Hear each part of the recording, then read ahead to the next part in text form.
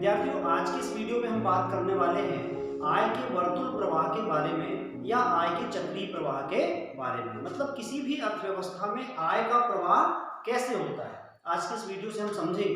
तो यहाँ पर आय के वर्तुल प्रवाह को समझने से पहले हम ये बात जान लें कि सरल अर्थव्यवस्था क्या है, क्योंकि यहाँ पर हम आय के वर्तुल प्रवाह का जो अध्ययन करने जा रहे हैं ये हम किसी सरल अर्थव्यवस्था की बात कर रहे हैं। सरल अर्थव्यवस्था मतलब ऐसी अर्थव्यवस्था जिसका दूसरे देशों से कोई व्यापारिक लेन देन नहीं होता है, यानी अंतरराष्ट्रीय व्यापार नहीं होता है, तथा सरल अर्थव्यवस्था में आर्थिक गतिविधियों को नियंत्रित करने वाली कोई सत्ता यानी सरकार नहीं होती है। साथ ही चूंकि सरकार नहीं होती है इसलिए किसी प्रकार का कर जनता को नहीं देना होता है, तथा जनता जो है जितनी भी आय होती है समस्त आय को व्यय कर देती है, यानी जनता जो है बचत नहीं करती है। तो किसी सरल अर्थव्यवस्था में जहां कोई नियंत्रक या सरकार नहीं होती, जहां कोई बाहरी व्यापार नहीं होता, या जहां पर जनता को किसी तरह की कर अदायगी नहीं करनी पड़ती, यानी वह अपनी समस्त आय को खर्च कर देती है, कोई बचत नहीं करती है, या हम कहें कि अर्थव्यवस्था में कोई लीकेज नहीं होती, तो ऐसी अर्थव्यवस्था में आय का जो वर्तुल प्रवाह है या चक्रीय प्रवाह है वो कैसा होगा, इसको हम समझते हैं। विद्यार्थियों, हमको पता है कि जब किसी अर्थव्यवस्था में वस्तुओं तथा सेवाओं का उत्पादन होता है तो उसमें उत्पादन में काम आने वाले जो कारक हैं उन कारकों को उनकी सेवा के बदले कुछ पारिश्रमिक का भुगतान करना होता है। तो कौन कौन से वो कारक है देखें। एक होता है मानव श्रम, जिसको मजदूरी के रूप में पारिश्रमिक का भुगतान होता है। दूसरी होती है पूंजी, यानी जो धन या जो मशीनरी लगाई गई है उत्पादन में उसको ब्याज के रूप में, अगर पूंजी लगाई गई है तो ब्याज के रूप में। उद्यमी, जिस उद्यमी ने उत्पादन किया है या जो उद्यमी उत्पादन प्रारंभ करता है उसको उसके साहस तथा उसके संगठन के लिए लाभ प्राप्त होता है, तथा वह भूमि जिस पर उद्योग किया जा रहा है या उत्पादन किया जा रहा है उस भूमि को लगान के रूप में यानी किराए के रूप में पारिश्रमिक की प्राप्ति होती है। तो इस प्रकार इन चारों साधनों के बीच में जो उत्पादन है, समस्त उत्पादित निर्गतों से जो संप्राप्ति होती है उस संप्राप्ति का बंटवारा इन चारों कारकों के बीच में होता है। तो आइए देखते हैं किसी सरल अर्थव्यवस्था में जो आय का प्रवाह है वो किस तरह होगा। अर्थव्यवस्था में किसी फर्म के द्वारा उत्पादित, फर्में होती हैं, हम यहाँ अभी एक फर्म की बात कर रहे हैं और एक परिवार की बात कर रहे हैं, या हम इसको समस्त फर्में भी मान सकते हैं और समस्त परिवार भी मान सकते हैं। तो देखें कि जो फर्में उत्पादन करती हैं,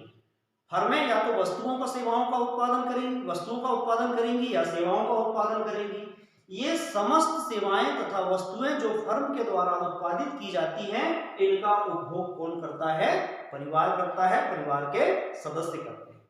और परिवार के सारे सदस्य इन समस्त वस्तुओं तथा सेवाओं का उपभोग कर लेते हैं, यानी कोई भी वस्तु तथा सेवा का विक्रय नहीं हुआ ऐसा नहीं होता है, समस्त सेवाओं तथा वस्तुओं का उपभोग किया जाता है। और इस उपभोग के बदले परिवार जो है उसकी अदायगी करते हैं, यानी वस्तु तथा सेवाओं पर किया जाने वाला जो व्यय है वह आय के रूप में किसके पास पहुंचता है, फर्म के पास पहुंचता है। और फर्म के पास जो आय हुई,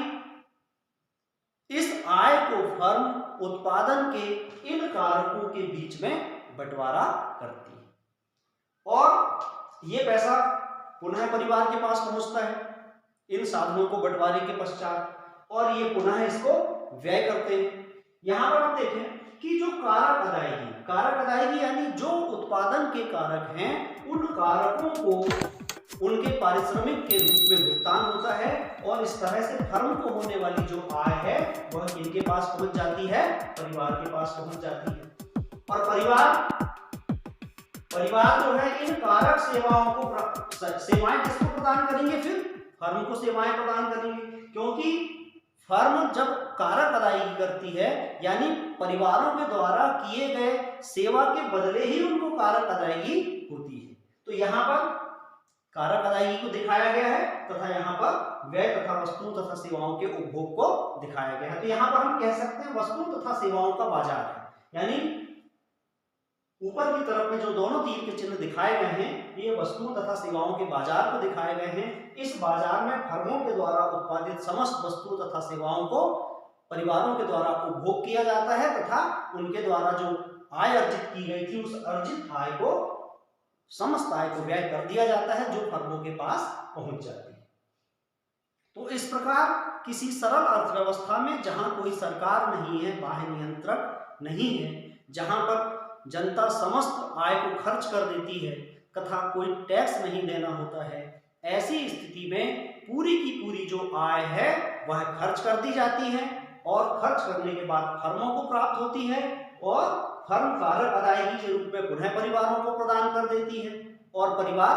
बदले में फर्म को सेवाएं प्रदान करते हैं। तो इस प्रकार किसी सरल अर्थव्यवस्था में आय का एक चक्रीय प्रवाह चलते रहता है। अब इस आय के मापन के लिए अगर मान लीजिए हम किसी भी एक स्तर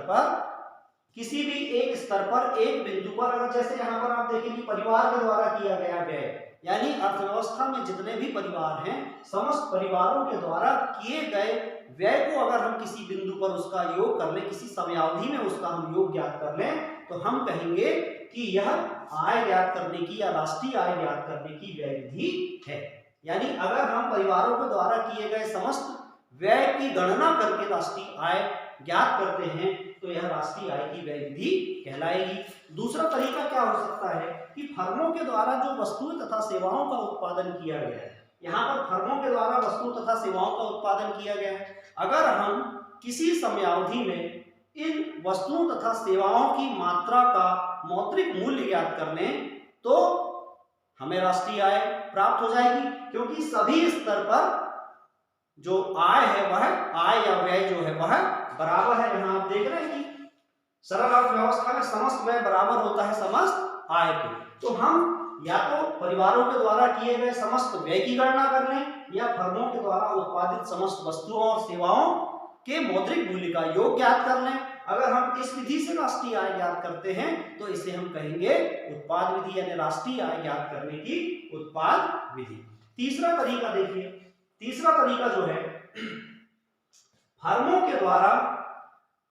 द्वारा उत्पादन के साधनों को जो भुगतान किया गया है या पारिश्रमिक का भुगतान किया गया है, जिसे हम कारक अदायगी कहते हैं। अगर हम किसी समयावधि में, यानी सामान्यतः एक वर्ष में हम राष्ट्रीय आय की गणना करते हैं, तो एक वर्ष में फर्म के द्वारा परिवारों को प्रदान की गई जो कारक अदायगी है उस कारक अदायगी का योग ज्ञात कर लें, तब भी हमको सरल अर्थव्यवस्था की राष्ट्रीय आय पता चल जाएगी। तो कारक अदायगी का योग अगर हम करते हैं तो इसे हम कहते हैं राष्ट्रीय आय मापन की आय विधि। तो इस प्रकार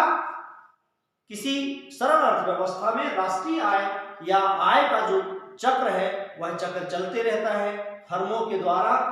वस्तुओं तथा सेवाओं का उत्पादन किया जाता है, इन वस्तुओं तथा सेवाओं का उपभोग परिवारों के द्वारा किया जाता है तथा अपनी आय को, समस्त आय को व्यय कर दिया जाता है जो फर्म के पास वापस आ जाती है। और फर्म के पास जो आय आती है इस आय को फर्म पुनः कारक अदायगी के रूप में परिवारों को प्रदान कर देती है तथा परिवार फर्म को क्या करते हैं, अपनी सेवाएं प्रदान करते हैं अर्थात उत्पादन में सहयोग करते हैं। तो इस प्रकार एक सरल अर्थव्यवस्था में समस्त आय बराबर समस्त व्यय होते हैं, इसमें किसी भी प्रकार का लीकेज यानी बचत इत्यादि नहीं होती, सरकार यानी केंद्रीय सत्ता नहीं होती जिससे कि कर भी नहीं देना होता है। तो इस प्रकार आज के इस वीडियो में आपने आय के चक्रीय प्रवाह को जाना। इसी प्रकार अर्थशास्त्र संबंधित तथा अन्य विषयों से संबंधित रोचक वीडियो के लिए या शैक्षिक जानकारी के लिए हमारे चैनल से जुड़े रहें। आज के इस वीडियो को पूरा देखने के लिए धन्यवाद। अगले वीडियो तक के लिए नमस्कार, जय हिंद, वंदे मातरम।